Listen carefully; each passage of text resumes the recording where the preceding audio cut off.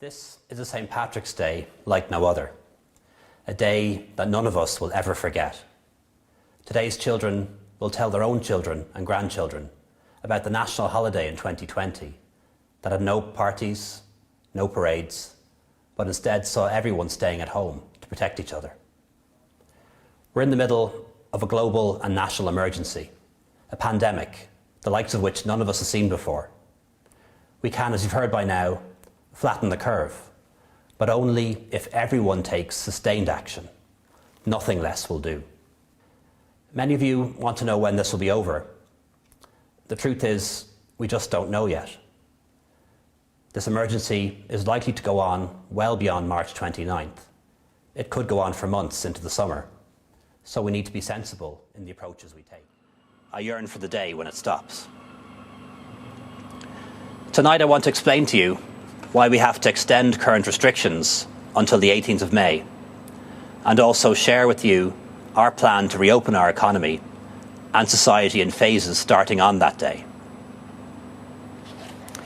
Our scientists and doctors tell us that if we relax the restrictions too soon, we could see within a matter of days our ICUs overcrowded, our care homes under renewed pressure, and our healthcare staff overwhelmed. Everything we've achieved would be lost. It will take some time for our lives to get back to normal, to a new normal, but it will happen. So on the 18th of May, Ireland begins to reopen. After studying the expert advice of NPHET, Cabinet today approved the rephasing of the roadmap. The mission of the next government will be to repair all that has been damaged by this crisis.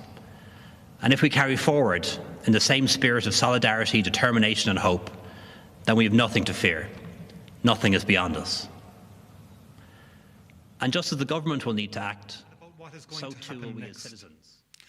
2020 has been a hard year, and we're not through it yet.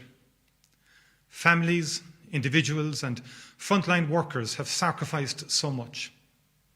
So many of the things that cheer us and that we took for granted have been taken from us. The reality of this terrible disease is that when we give it opportunities to spread, it spreads. There are some who argue that the country should be taking a zero COVID approach, that we should lock down the country and seal the borders until the virus has been eliminated and then maintain the infection rate at zero. The people who take this position are well motivated and serious people.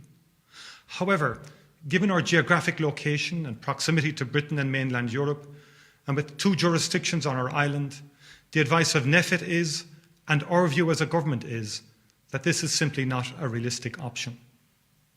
Having given it that careful thought, the government has decided that the evidence of a potentially grave situation arising in the weeks ahead is now too strong.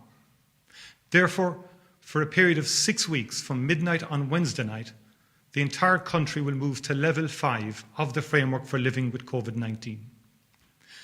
Before I talk about what this will mean, they will pay a heavy price. A fortnight ago, after 6 weeks of very difficult restrictions, people were given the chance to prepare for Christmas and spend time together. The hospitality trade was reopened in a limited way, and inter-county travel was permitted.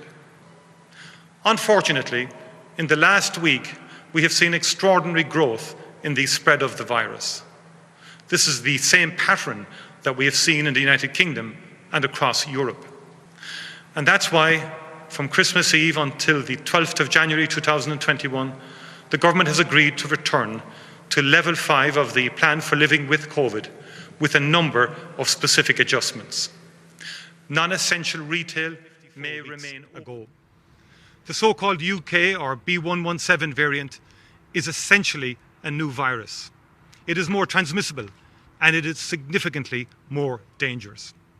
The reality of the B117 variant is that if it is given any space at all, it spreads very quickly and the consequences are terrible. Thanks to the truly historic effort of the world's best scientific minds, we now have a range of brilliantly effective and safe vaccines, little more than a year after this terrible virus began killing people.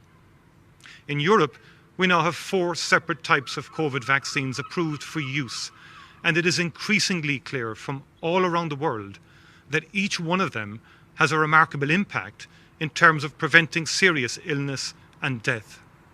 We have evidence here in Ireland from the reduced infections in our vulnerable population and our healthcare workers who have already been vaccinated. The public health advice is clear. Vaccination will radically reduce mortality.